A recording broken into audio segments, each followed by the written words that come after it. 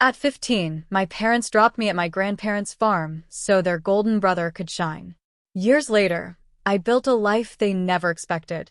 They came back demanding support, only to discover my wedding didn't. Imagine being 15 years old, sitting at your kitchen table, and realizing your own parents are trying to get rid of you. Not because you did something wrong, not because you were a bad kid, but because your older brother needed space. Can you even fathom that kind of betrayal? Because I lived it. And let me tell you, it twisted something inside me that day. I was just 15 when my parents delivered the news. They didn't say, "Trevor, you're a problem we don't want to deal with anymore."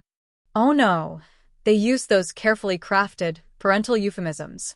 Temporary arrangement, what's best for everyone, and my absolute favorite, you'll understand when you're older. Spoiler alert, I'm older now. I understand perfectly. They wanted me gone. "Trevor, honey," Mom said, sliding a glass of orange juice toward me like it was some kind of sugary peace offering. "We've been talking, and we think it would be really good for you to spend some time with Grandpa Frank and Grandma Dorothy."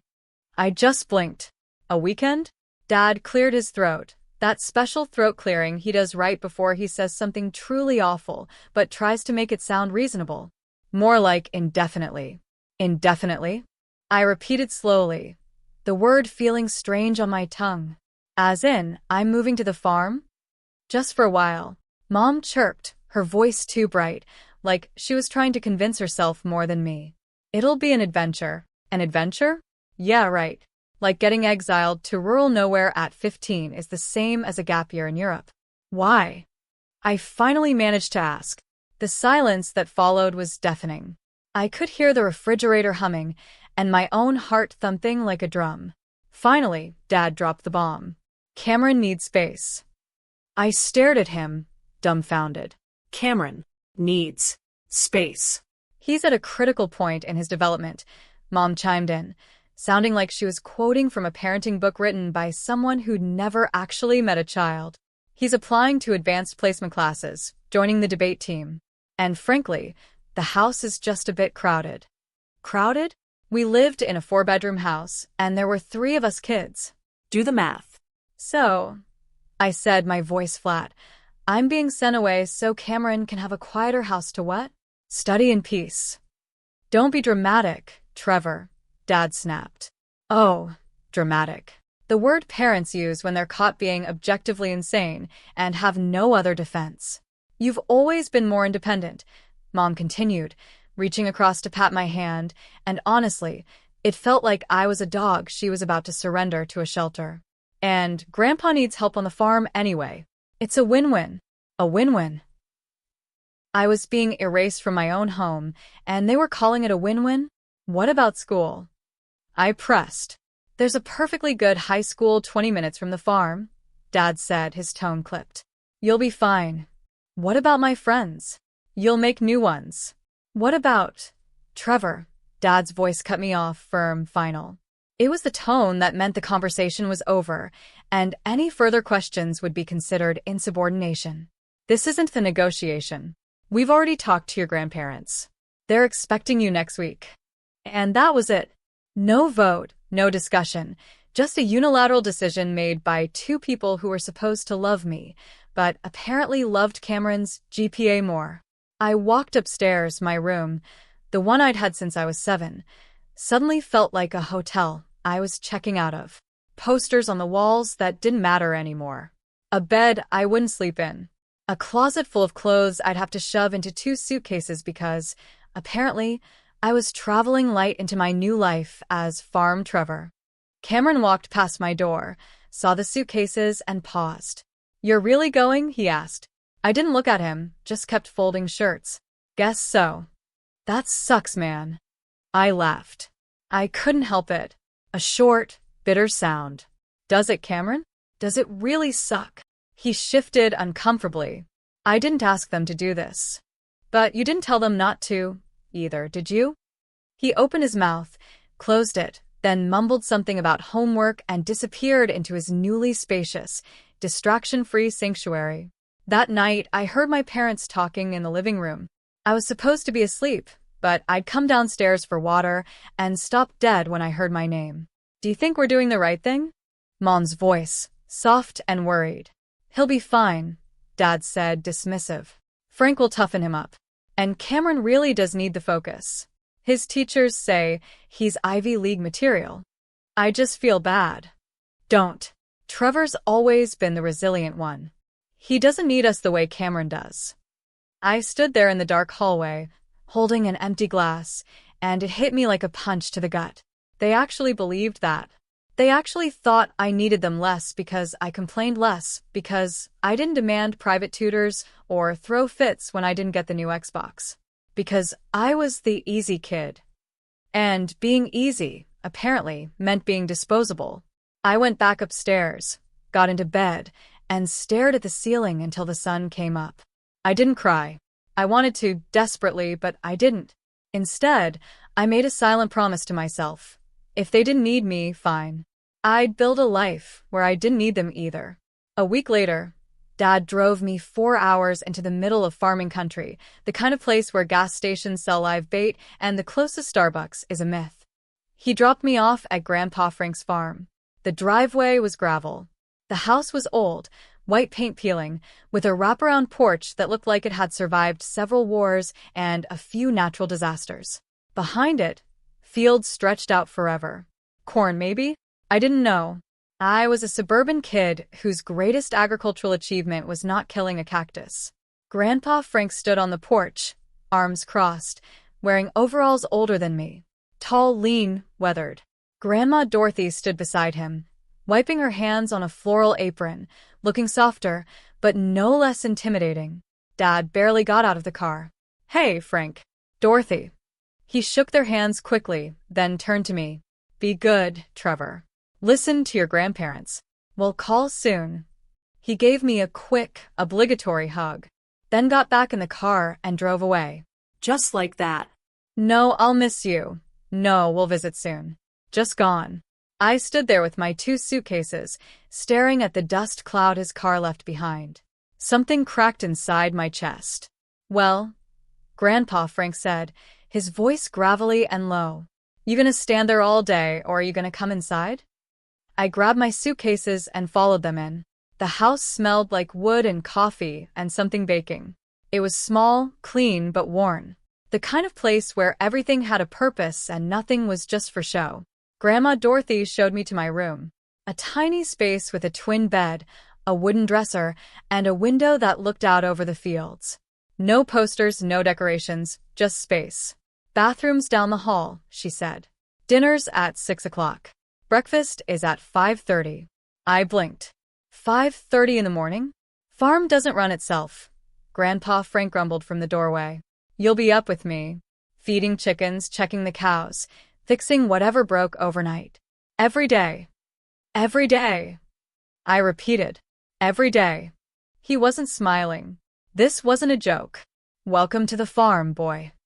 That first night, I unpacked my suitcases and sat on the edge of the bed, staring at my phone. No text from my parents. Cameron had sent one message. Good luck, bro. That was it. I pulled up Instagram, scrolled through Cameron's feed. There he was, smiling with his debate team, holding some trophy, standing in his newly rearranged room with better lighting and a caption that said, New setup, new focus. Big things coming. I turned off my phone and lay down in the dark. The house was quiet. Too quiet. No TV downstairs. No hum of the dishwasher. Just crickets outside and the sound of my own breathing. And that's when it hit me. I wasn't visiting. I wasn't on vacation. I was abandoned. At 15 years old, I'd been traded in for my brother's potential. The alarm went off at 4:50 a.m. Not a gentle buzzing, but a full-on screaming rooster that sounded like it was being murdered right outside my window. I jolted awake, disoriented, and for a moment forgot where I was. Then I remembered the farm exile, my new life as the kid nobody wanted. I dragged myself out of bed, pulled on jeans and a hoodie, and stumbled into the kitchen.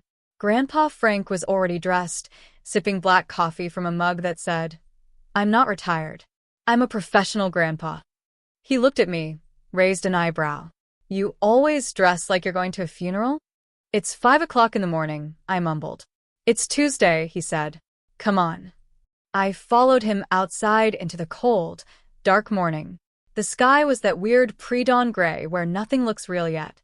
The air smelled like dirt and dew, and something I couldn't name, but that I'd later learn was farm. Chickens first, he said, handing me a bucket of feed. Spread it around the coop. They'll do the rest. I stared at the bucket. That's it? You want a manual? Fair point. I walked over to the chicken coop, a fenced-in area full of weird, judgmental birds that looked at me like I owed them money. I tossed the feed like I was feeding pigeons in a park. Not like that. Grandpa Frank called from behind me. Spread it even. Or the big ones eat it all, and the small ones starve. They're chickens, I said. Does it matter? He gave me a look that could curdle milk. Everything matters. I adjusted, spread the feed more carefully. The chickens swarmed like tiny feathered piranhas. Good, he said. Now collect the eggs. From where? He pointed. The nesting boxes. I walked over, opened one. A chicken was sitting inside, glaring at me. There's a chicken in here. Then move it. Move it. You want the eggs or not? I reached in slowly, like I was defusing a bomb. The chicken pecked my hand. Ow. Grandpa Frank actually chuckled. She's just saying good morning. She's assaulting me. You'll live. I collected 6 eggs, got pecked 3 more times. By the time I was done, my hands were freezing, and I developed a deep personal hatred for poultry. But Grandpa Frank nodded. Not bad for day one. It wasn't praise, but it wasn't criticism either. And somehow, that felt like something. Over the next few weeks, I learned the brutal, honest rhythm of the farm. 5 a.m. wake up, feed chickens, collect eggs, check water troughs. 6:30 a.m. breakfast, usually eggs, ironically, toast, and coffee so strong it could wake the dead. 7:30 a.m. school bus, an hour ride into town. 3:30 p.m. bus back. Homework in the truck while Grandpa drove to check fence lines. 5 p.m. evening chores. Feed cows, repair whatever broke, haul hay. Repeat until exhausted. 8 p.m. dinner, then collapse. It was brutal, but weirdly it was honest. There was no pretending on a farm. A fence was either fixed or broken. The cows were either fed or hungry. You either did the work or things fell apart. Nobody cared about my feelings. And somehow, that was easier than my parents pretending they cared while shipping me off. One night, about a month in, I was sitting on the porch doing math homework by the porch light. Grandma Dorothy came out with 2 mugs of hot chocolate. Thought you could use this, she said, handing me one. Thanks. She sat beside me, rocking slowly in the old chair. You settling in okay? I shrugged. I guess. Do my parents call lately? Once. 2 weeks ago. She hummed. Didn't say anything else. After a while, I asked, did they tell you why they sent me here? She looked at me. Really looked at me. They said Cameron needed space. And you believed that? She smiled, a sad but knowing smile. No, honey, I didn't. I felt my throat tighten. Then why didn't you say anything? Because, she said gently, sometimes people make bad choices. And the only thing you can do is make better ones. I stared into my hot chocolate. I don't know how. You're already doing it, she said.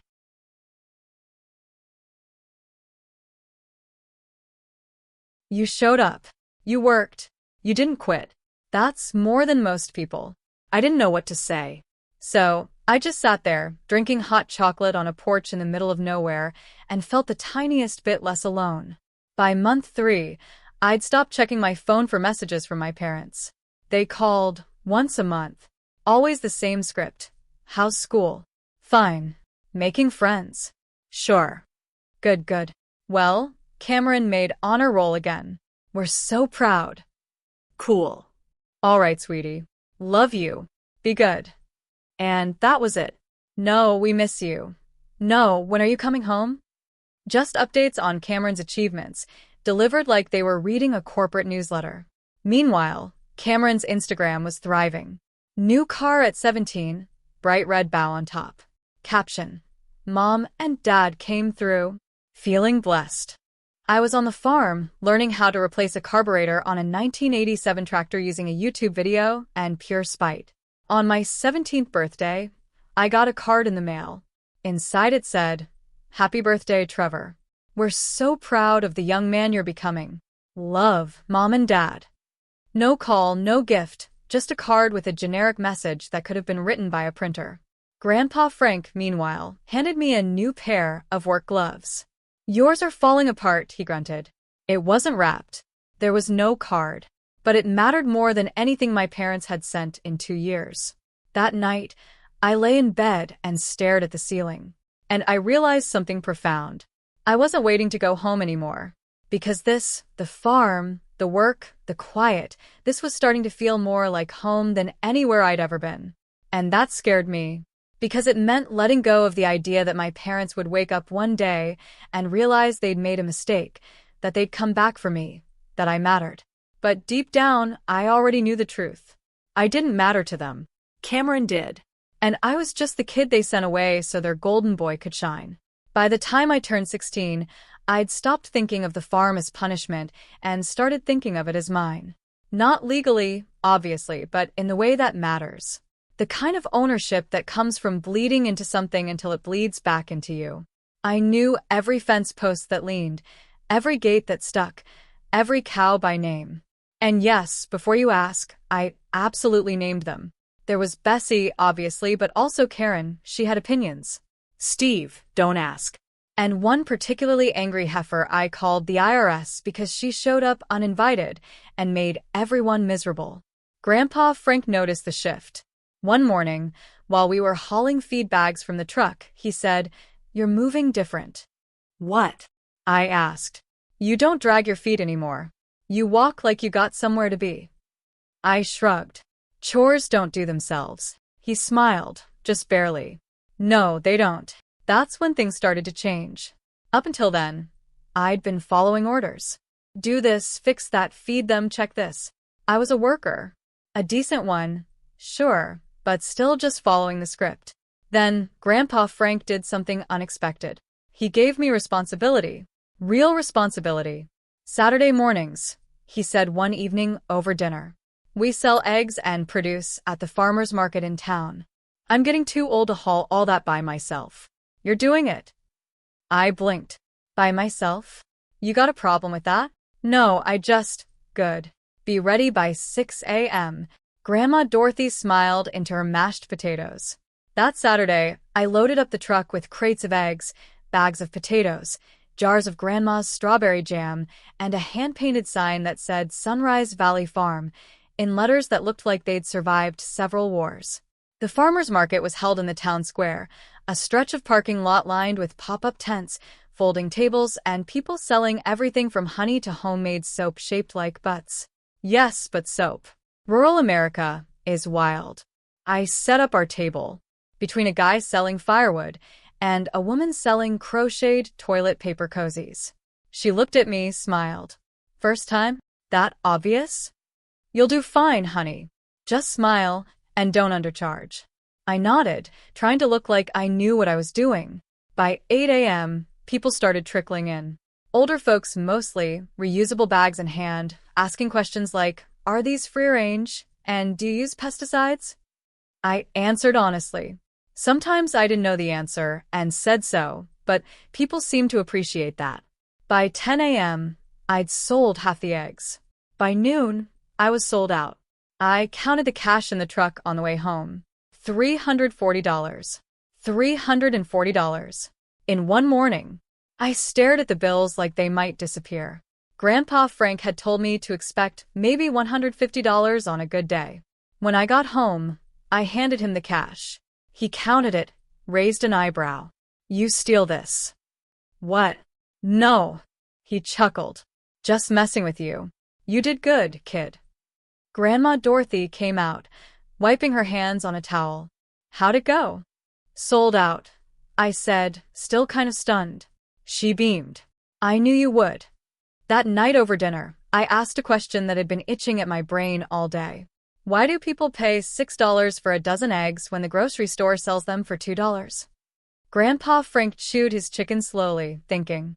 Because, He said finally, they know where it came from. They trust it. That's worth more than cheap.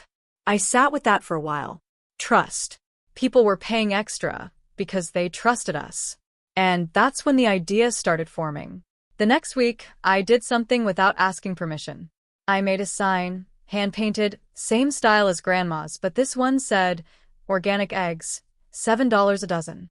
Grandpa Frank saw it when I loaded the truck Saturday morning. Organic, he squinted. We're not certified organic. We don't use pesticides. We don't use chemicals. The chickens eat bugs and grass. That's organic. That's expensive. That's honest. He stared at me for a long moment. Then he shrugged. Your funeral. I sold out by 10 a.m. again. Made $420. People didn't just buy the eggs. They asked questions. Wanted to know about the farm, about the chickens. One lady even asked if she could visit sometime. We do tours. I asked Grandpa Frank when I got home. Do we? Could we? He scratched his chin, looked at Grandma Dorothy. She smiled. I don't see why not. So we did. Started small. A couple of families here and there. Kids who'd never seen a real chicken. Parents who wanted to teach their kids where food came from. I charged $10 per person. Gave them a tour, let them collect eggs, pet the calves, sent them home with a dozen eggs and a jar of jam. It wasn't much, but it added up. Within 3 months, we were making an extra $800 a month. Grandpa Frank started calling me the business guy. I started calling myself that, too. Around this time, I was 17 now, junior year, I started noticing something. Cameron's Instagram was slowing down. The posts were less frequent, the captions shorter. There was a photo of him at his desk looking stressed with the caption, "Finals week hitting different." Another of him in his car, staring at the camera with dead eyes. Senioritis is real. No more trophies, no more parties. Just a kid who looked tired. I didn't feel bad for him. Okay, maybe a little, but mostly I just felt separate, like we were living in 2 different movies, and his was losing steam while mine was just getting started. My parents called in December. Mom's voice was bright. False. Hi, sweetie. How are you? Good. School going well? Yeah. That's great. Listen, we wanted to let you know Cameron got into State University. Early acceptance. I waited for her to say something about me. She didn't. That's great, I said flatly. We're so proud. He's going to study business. Isn't that wonderful? Business? I almost laughed. Yeah, Mom. Wonderful. Anyway, we're having a little celebration dinner this weekend. Just family. You're welcome to come if you want. If I want. Not we'd love to see you, or we miss you. If I want. I'm busy, I said. Oh. Well, maybe next time. Sure. I hung up, stared at my phone. Then I opened my notes app and started writing down ideas. Delivery service, subscription boxes, online store. If Cameron was studying business, fine. I was living it. By the time I turned 18, the farm wasn't just surviving. It was thriving. We'd expanded the egg operation, added more chickens, started growing organic vegetables in a small greenhouse Grandpa, and I built from salvage materials and sheer stubbornness. I'd created an Instagram account for Sunrise Valley Farm. Posted photos of the chickens, the sunrise, the vegetables, behind-the-scenes stuff. People loved it. We got 800 followers in 2 months. Then I started taking orders online. Nothing fancy, just a Google form where people could request weekly produce boxes. $25 for a small box, $45 for large. Fresh eggs, seasonal vegetables, a jar of Grandma's jam. I delivered them myself every Saturday after the farmer's market. Started with 5 orders. By month 3, I had 23. I bought a used van for $3,000. White, dented, but it ran. Slapped a magnet sign on the side. Sunrise Valley Farm. Fresh and local. Grandpa Frank stood in the driveway, hands on his hips, staring at the van. You're serious about this? Yeah. He nodded slowly. Good. Don't half-ass it. I won't. And don't forget to change the oil. I won't. And check the, Grandpa, I got it. He smiled. Clapped me on the shoulder. I know you do. That year, my senior year, I barely thought about my parents. Cameron graduated high school. There were photos, a big party, balloons, a cake that probably cost more than my van. I graduated, too. Top 15% of my class. Not valedictorian, but solid. I invited my parents. Can you come? I asked over the phone. Silence.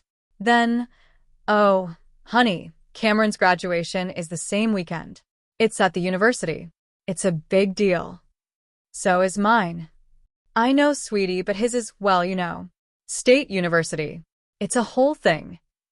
I closed my eyes. Right. We'll make it up to you. Okay? Maybe we can do dinner next month. Sure, Mom. We didn't do dinner. On graduation day, I walked across the stage in a rented cap and gown that smelled like mothballs and broken dreams. Grandpa Frank and Grandma Dorothy were in the audience, front row, cheering louder than anyone else. When I got my diploma, Grandpa Frank stood up and clapped like I'd just won the Super Bowl. Grandma Dorothy cried, and for a moment, I forgot my parents weren't there, because the people who actually raised me were. After the ceremony, we went to a diner. Grandpa ordered pie. Grandma got coffee. I got a burger. Halfway through, Grandpa slid an envelope across the table. What's this? Open it. I did. Inside was a check. $5,000. Grandpa, I can't. Yes, you can, he said firmly. We've been saving it for you. Do something smart with it. I looked at Grandma Dorothy. She nodded. You earned it, honey. I didn't know what to say, so I just said, thank you. Grandpa Frank raised his coffee cup to the kid who showed up and didn't quit. We clinked cups, and for the first time in years, I felt seen. That summer, I enrolled in community college, agriculture business program. It wasn't Harvard. It wasn't State University. But it was mine. And with the $5,000 from my grandparents, I had a plan. I was going to turn Sunrise Valley Farm into something bigger. Something my parents couldn't ignore. Something Cameron's business degree couldn't touch. Because while he was learning theory in a classroom, I was building an empire in dirt and daylight. And I was just getting started. Community college wasn't glamorous. The campus looked like a mid-tier office park had a baby with a DMV, gray buildings, sad landscaping, a parking lot that flooded every time it rained more than 10 minutes. But I didn't care. Because while Cameron was posting Instagram stories from his dorm room with captions like, "College life hits different," I was sitting in Agricultural Business 101, learning how to actually run a profitable operation. And here's the thing nobody tells you about community college. The people there aren't pretending. No one's there for the experience. No one's trying to find themselves or join a frat or figure out their personal brand. They're there to learn a skill, get a job, and pay rent. It was the most honest education I'd ever gotten. My professor, Dr. Caldwell, a woman in her 60s who looked like she'd wrestled a tractor and won, took one look at my business plan and said, "This is good, but you're thinking too small." I blinked. Too small? You're doing farmers markets and deliveries. That's fine. But if you want to scale, you need partnerships. Restaurants, grocery stores, institutions. I'm 19, I said. Who's going to take me seriously? She looked at me over her glasses. The person who shows up with a product they need and a price they can afford. Age doesn't matter. Results do. So, I started calling restaurants. Cold calls. Awkward, sweaty-palmed, stumbling over my words, cold calls. Hi, my name is Trevor. I run Sunrise Valley Farm. We specialize in organic produce and free-range eggs. And I was wondering if... Click. Most hung up. Some were polite, but disinterested. One guy laughed and said, "Kid, we have suppliers. Thanks, though." But then I called a little bistro in town called the Harvest Table. The owner, a woman named Claire, actually listened. "Organic, you said?" "Yes, ma'am. No pesticides, no chemicals. Eggs from chickens that actually see the sun." She paused. "How much?" I quoted her a price slightly below what she was paying her current supplier, but not so low I'd lose money. "Send me samples," she said. I did. A week later, she called back. "Your eggs are incredible. I want 10 dozen a week." I almost dropped my phone. 10 dozen. Is that a problem? No. No, I can do that. Great. Let's start next Monday. I hung up and immediately panicked. 10 dozen eggs a week meant 120 eggs every week. Consistently. I did the math. We'd need to expand the chicken operation, build another coop, buy more chickens. That night, I sat down with Grandpa Frank and laid it all out. I need to expand, I said. Fast. He leaned back in his chair, thinking. How much you need? About $2,000 for materials, another $500 for chickens.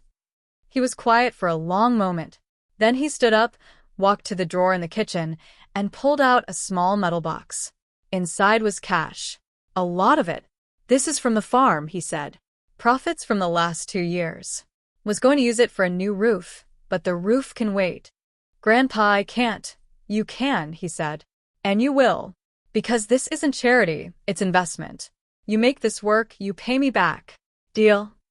I looked at Grandma Dorothy. She nodded. Deal, I said. We shook hands. 2 weeks later, I had a second chicken coop, 50 new chickens, and a contract with the harvest table that paid $180 a week. It wasn't life-changing money, but it was steady money. And steady money meant I could plan. Within 6 months, I had 3 more restaurant clients, a small cafe, a brunch spot, a farm-to-table place that charged $18 for avocado toast and called it artisanal. I didn't care what they called it. They paid on time. By the time I turned 20, Sunrise Valley Farm was bringing in $4,000 a month. Revenue, not profit. But still, for $1,000. I was paying Grandpa Frank back $300 a month, reinvesting the rest into equipment, marketing, and expansion. I hired 2 part-time workers from town, a guy named Luis, who knew more about soil than I ever would, and a woman named Jen, who could fix literally anything with duct tape and spite. We were a team, small, scrappy, but real. And then, one Saturday morning at the farmer's market, I met Emma. She was standing by my table, looking at the eggs, when one of the chickens in the display crate, yes, I brought a live chicken for ambience because I'm a showman, started making a weird noise. Emma's head snapped up. Is she okay? I blinked. What? Your chicken, she's wheezing. That's respiratory distress. I looked at the chicken. She did sound off. How do you know that? I'm a vet, she said simply. She crouched down, peered at the chicken. You should get her checked out. Could be a bacterial infection. Okay. Thanks. She stood up, smiled. No problem. I'm Emma, by the way. Trevor. Nice eggs, Trevor. Thanks. Nice vet knowledge, Emma. She laughed, and I swear to God, it was the best sound I'd heard in years. We started talking, not just about chickens, though there was a solid 10 minutes on poultry health that I found weirdly attractive. She told me she worked at a clinic just outside town. Loved animals. Grew up on a ranch in Wyoming. So, you get it? I said. The farm thing. I get it, she said. Most people don't. Something in the way she said that made my chest feel weird. You should come by sometime, I said. See the operation. Is that your move? Inviting girls to see your chickens? Only the ones who diagnose respiratory infections at farmers markets, she grinned. All right, I'll come by. And she did. The following Tuesday, she showed up in a truck that was older than mine, wearing jeans and boots and a flannel that made her look like she'd walked out of a country song. I gave her the full tour, showed her the coops, the greenhouse, the fields. Introduced her to the IRS, the angry cow, who immediately liked Emma more than she'd ever liked me. You've built something real here, Emma said, looking out over the fields as the sun started setting. Trying to, I mumbled. No, she said. You have. This isn't just a farm. It's a business. A good one. I looked at her. Thanks. She looked back, and that's when I knew this was someone who saw me. Not as the kid who got sent away. Not as Cameron's brother. Just me. We started dating a week later. It was easy, comfortable, like we'd known each other way longer than we actually had. She'd come over after work, help with evening chores, then we'd sit on the porch and talk until the stars came out. Grandma Dorothy loved her. Grandpa Frank said, and I quote, "She's got a good head on her shoulders. Don't screw it up." Romantic. Around this time, I was 21 now, something happened with Cameron. He posted a photo on Instagram. Just him sitting in his childhood bedroom, looking exhausted. The caption, taking a semester off. Need to regroup.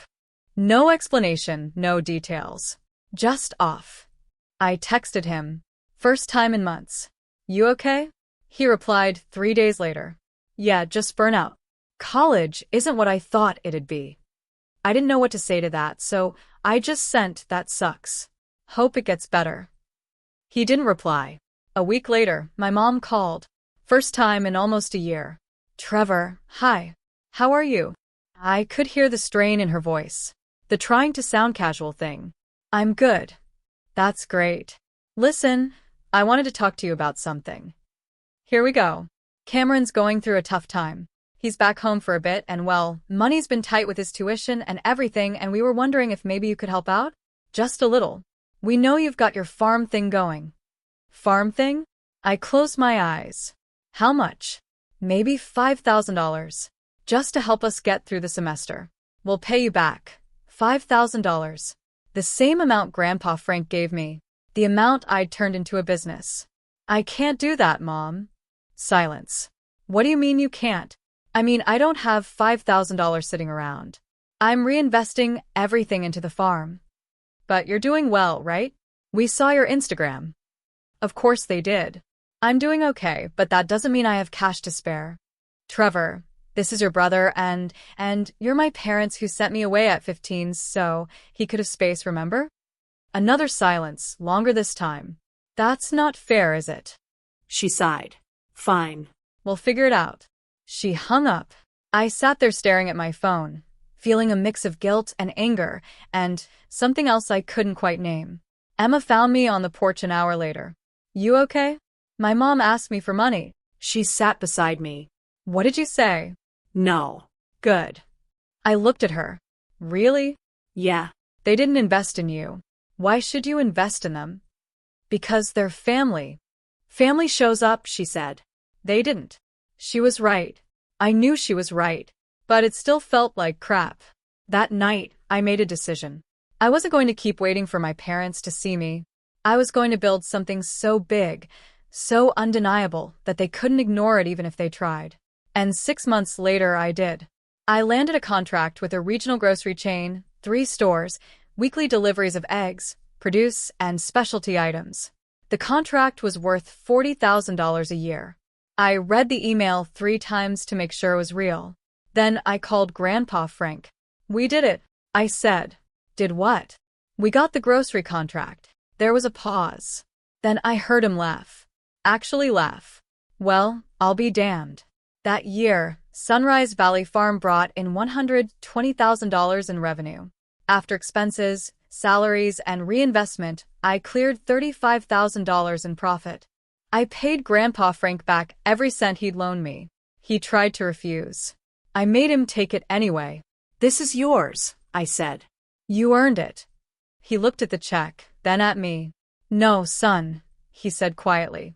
You did. That Christmas, my parents sent a card. Generic, impersonal. No mention of the farm. No acknowledgement of anything I'd built. Just Merry Christmas. Love, Mom and Dad. I threw it in the recycling. Because I didn't need their approval anymore. I had something better. I had proof. I was 25 when my parents showed up unannounced. Emma and I were in the greenhouse transplanting tomato seedlings when I heard a car pull into the driveway. Not just any car. My dad's SUV. I looked at Emma. She looked at me. You invite them? Hell no. We walked outside. My parents were standing by their car, looking around like they'd accidentally driven onto a movie set. Because the farm didn't look like it did when I was 15. There were 3 greenhouses now. The old barn had been renovated. New fencing, solar panels on the roof, a proper sign at the entrance. Sunrise Valley Farm. EST 1987. My mom saw me first. Trevor. She hurried over, arms open for a hug. I didn't move. She stopped, dropped her arms awkwardly. Hi, Mom. Hi, sweetheart. It's so good to see you. You look healthy. Healthy. Cool. Dad walked up, hands in his pockets. Hey, son. Dad. Silence. Emma squeezed my hand.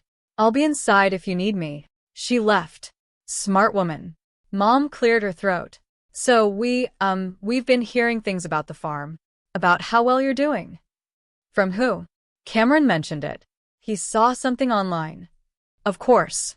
And we thought, Dad said, that we should come see for ourselves. After 10 years? Mom flinched. It hasn't been 10 years. Close enough. Another uncomfortable silence. Then, Dad changed tactics, went into impress parent mode. This place looks incredible, Trevor. Really? You've done something special here. Thanks. How much are you pulling in annually, if you don't mind me asking? Of course, that's what he wanted to know. Enough. We're just curious, Mom said quickly. We're proud of you. Are you? She blinked. Of course we are. Funny. I don't remember you being proud when I graduated high school. Or when I started the business. Or any time in the last decade. That's not fair, Dad said. Neither was sending me away at 15. He looked away. Mom's eyes got watery. We made mistakes, Trevor. We know that. But we're here now. Doesn't that count for something? Why are you here? They exchanged a look, and that's when I knew. Cameron, I said flatly. Mom nodded. He's struggling. The loans are crushing him. He can't find a job in his field. He's been living with us for 2 years now, and you need money. Dad straightened. We're not asking for charity. We're asking for help. Family helps family. I actually laughed. Family helps family? That's rich. Trevor, how much? Mom hesitated. $30,000. Just to get him back on his feet. We'll pay you back. $30,000.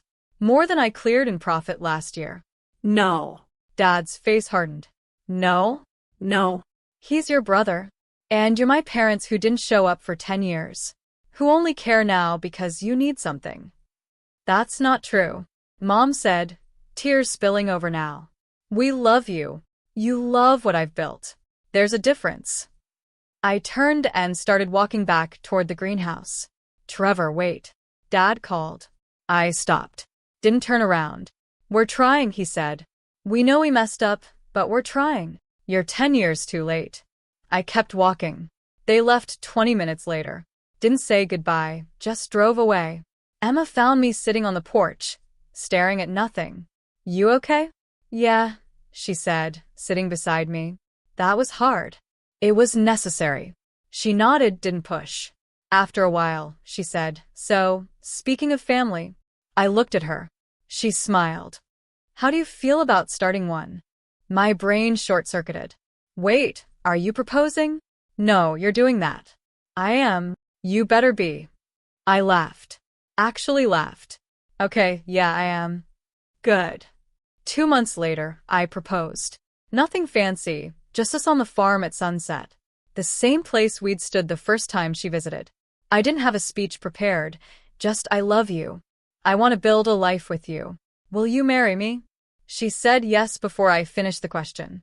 We planned the wedding for the following spring. Small, intimate, 80 people max. Her family, our friends, Grandpa Frank and Grandma Dorothy, the people who'd actually been there. I didn't invite my parents, Emma asked once gently. Are you sure? Yeah. No regrets. None. And I meant it. The week before the wedding, my mom called. I almost didn't answer, but I did. Trevor, hi, it's Mom. I know, right? Listen, we heard you're getting married. Yeah, that's wonderful, honey. We're so happy for you. I waited. We were wondering, are we invited? There it was. No. Silence. What? You're not invited, Trevor? We're your parents. You weren't there for my life. You don't get to be there for my wedding. That's cruel. That's honest. Mom's voice cracked. Please don't do this. I'm not doing anything, Mom. I'm just not pretending anymore. I hung up, blocked the number, turned off my phone, and that was that. The wedding was perfect. The weather cooperated. The flowers were beautiful. Emma looked like she'd stepped out of a dream. Grandpa Frank walked her down the aisle because her dad had passed a few years back. He cried. Actually cried. When Emma reached me, she whispered, You ready? So ready. We said our vows under an arch made of reclaimed barnwood and wildflowers. Her vows made me cry. Mine made her laugh. And when we kissed, the crowd erupted. 80 people who actually loved us. Not one empty chair. Not one person we had to beg to show up. Just love. During the reception, Grandpa Frank gave a toast. I met Trevor when he was 15, he said, voice steady despite his age. Angry, hurt, lost. And I watched him become the man standing here today. Not because of his parents. In spite of them. He raised his glass. To Trevor and Emma. May your foundation be stronger than the one you were given. Everyone drank. I hugged him. He whispered, proud of you, son. I whispered back, I know. Later that night, after the dancing and the cake and the chaos, Emma and I stood alone on the porch of the farmhouse. The lights were strung up. The music was faint. The stars were out. Think they'll ever forgive you? She asked. Maybe. But I don't need them to. Good. She kissed me. And in that moment, I realized something. I'd spent so much of my life waiting to be seen by people who were too busy looking at someone else. But I didn't need to be seen anymore. I'd built a life, a farm, a family. And I'd done it without them. The Monday after the wedding, I posted one photo to Instagram. Emma and I standing in front of the barn, smiling. The caption was simple. Built a life. Built a family. Built it all without the people who said I couldn't. Grateful for the ones who stayed. It got 3,000 likes. But the best part? Cameron commented, just 3 words. Happy for you. And for the first time in 10 years, I believed him. Not because he'd changed, but because I had. I didn't need revenge. Didn't need an apology. Didn't need them to finally see me. Because I'd already won. I'd built a life where I didn't need their light to shine. I was the sun and they were just people I used to know. A week later, a letter arrived from my mom. I almost threw it away, but Emma said, read it just once. Then decide. So I did. It was long, rambling, full of apologies and excuses and regrets. The last line said, I know I can't undo the past, but I hope one day you'll let me be part of your future. I love you, Trevor. I always have. I folded it up, put it in a drawer. Didn't respond. Maybe one day I would, but not today. Today, I had a farm to run, a wife who loved me, and a life that was entirely beautifully mine. So, that's my story. I wonder, have any of you ever had to cut ties with family who just couldn't see you no matter how hard you tried? How did you deal with it? Let me know in the comments below. I really want to hear your thoughts.